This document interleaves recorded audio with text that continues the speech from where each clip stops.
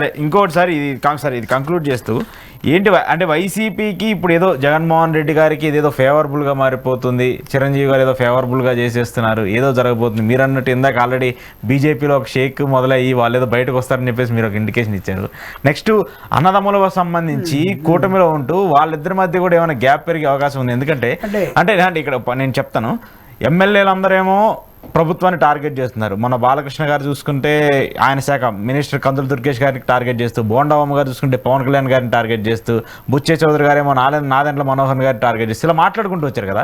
అసెంబ్లీలో చర్చించాల్సినటువంటి అంశాలు పక్కకు దక్కిపోయి కూటమికి సంబంధించిన వ్యక్తుల మీదే ఒకరినొకరు విమర్శించుకునే పరిస్థితి ఎందుకు వస్తుంది? అంటే ల్యాక్ ఆఫ్ డిసిప్లిన్.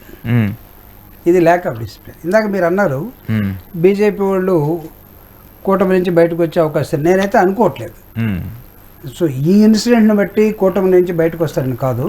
అయితే ఈ సబ్జెక్ట్లో చిరంజీవి గారు ఎలా ఎక్స్ప్రెస్ చేశాడో బీజేపీ వాళ్ళు కూడా ఎక్కడో తప్పు జరిగిపోయింది, లేకపోతే కామినేని శ్రీనివాసరావు గారు కూడా ఎక్కడో తప్పు జరిగిందని ఫీల్ అయ్యాడు. చిరంజీవి గారు ఎలా ఫీల్ అయ్యాడు, ఆయన కూడా అలా ఫీల్ అయ్యి నా వ్యాఖ్యల్ని విత్డ్రా చేయమని అడిగాడు, రికార్డు నుంచి తొలగించమని అడిగాడు. ఇట్ డజంట్ మీన్ దట్ వాళ్ళు కూటమి నుంచి బయటకు వస్తారు. వాళ్ళు బయటకు వస్తే కూటమిలో ఇండివిజువల్, ఇప్పుడు కూటమి అనేది కలిసికట్టుకున్నది, కానీ ఎవరికి వాళ్ళు ఇండివిజువల్ డిసిషన్స్ తీసుకున్నప్పుడు అది కూటమి కింద రాదు కదా. రాదు. అంటే ఇప్పుడు నాకు తెలిసి పవన్ కళ్యాణ్ గారు ఎందుకు మాట్లాడలేదు అంటే కూటమికి కట్టుబడి ఉన్నారు. ఉంటే నీ కుటుంబంలో నీ రక్తంలో రక్తమైనటువంటి మీ అన్నయ్య బాధపడుతుంటే నువ్వు దానికన్నా కుటుంబం కన్నా కూటమి ధర్మానికే కట్టుబడి ఉన్నట్టు ఉంటే ఇది అవమానానికి సంబంధించిన అంశం వచ్చినప్పుడు కూడా ఏ ధర్మానికి నువ్వు కట్టుబడి ఉంటావు?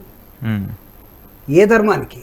కాబట్టి ఇన్వేరియబుల్లీ రేపటి నుంచి చాలా మంది మాట్లాడతారు, చిరంజీవి గారికి అన్నా చంద్రబాబు నాయుడు గారు ముఖ్యమయ్యారా పవన్ కళ్యాణ్ గారికి, చిరంజీవి గారి కన్నా బాలయ్య గారు ముఖ్యమయ్యారా పవన్ కళ్యాణ్ గారికి, చిరంజీవి గారి కన్నా ప్రభుత్వంలో డిప్యూటీ సీఎంగా ఉండటం ముఖ్యమైందా పవన్ కళ్యాణ్ గారికి?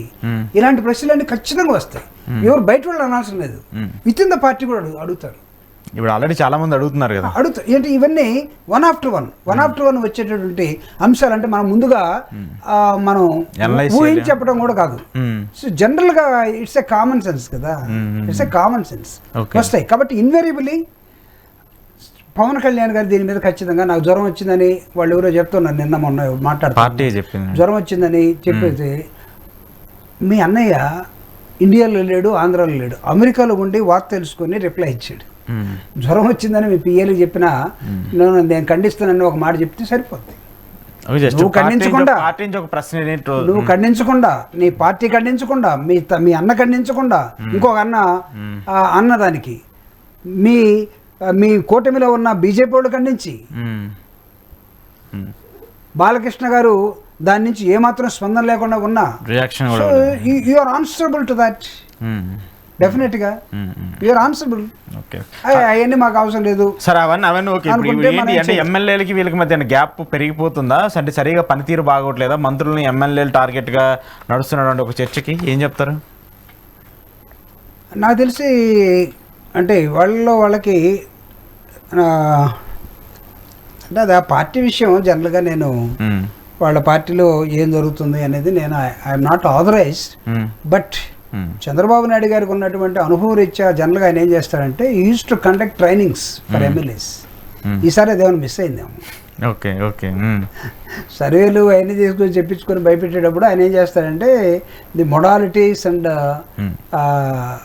రూల్ బుక్ ప్రకారం ఆ సభ ఎలా జరగాలి, ఎవరెవరు ఎప్పుడు మాట్లాడే దాని మీద వాళ్ళ దగ్గర కొంత ఎడ్యుకేషన్ ఉంటుంది.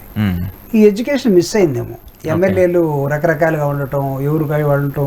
పాపం చంద్రబాబు నాయుడు గారు ఎన్నిసార్లు చెప్పినా అంటే కూటమిలో ఇప్పుడు రేషియో కదా, రేషన్ ఎలా పంచుకోవాలో ఆ విధంగా రేషియో కదా, వీడికింత వాళ్ళకింత. ఆ క్రమంలో నచ్చినటువంటి వాళ్ళు ఓపెన్ అవుతున్నారేమో, బరస్ట్ అవుతున్నారేమో. ఇలాంటి అంటే జనరల్గా సర్వసాధారణం ఇవి. బట్ ఈ స్టేజ్లో వాళ్ళ మధ్య ఒక రిఫ్ట్ ఉందని, వాళ్ళందరి మధ్య అది బద్దలవుతుందని, లేకపోతే వేరే టీవీ వేసినట్టుగా టట్టడాయి ఎన్డీఏలు కూటమిలో బ్రేకులు ఓకే అది మనం వేయలేం కదా. నేనైతే అనలేను. Okay okay. సో ఏదో సంథింగ్ వాళ్ళ ఇంటర్నల్ గా ఏదో జరుగుతుంది, జరగాలి. ఈ విషయంలో ఇంటర్నల్ గా వాళ్ళు మాట్లాడుకోవాలి. ఓకే. ఇంటర్నల్ గా ఖచ్చితంగా మాట్లాడుకోవాలి. మాట్లాడుకోకపోతే ఆ రాజకీయ పార్టీకి ఒక లక్షణం ఉన్నట్టుగా ఎవడు భావించరు. చూద్దాం మరి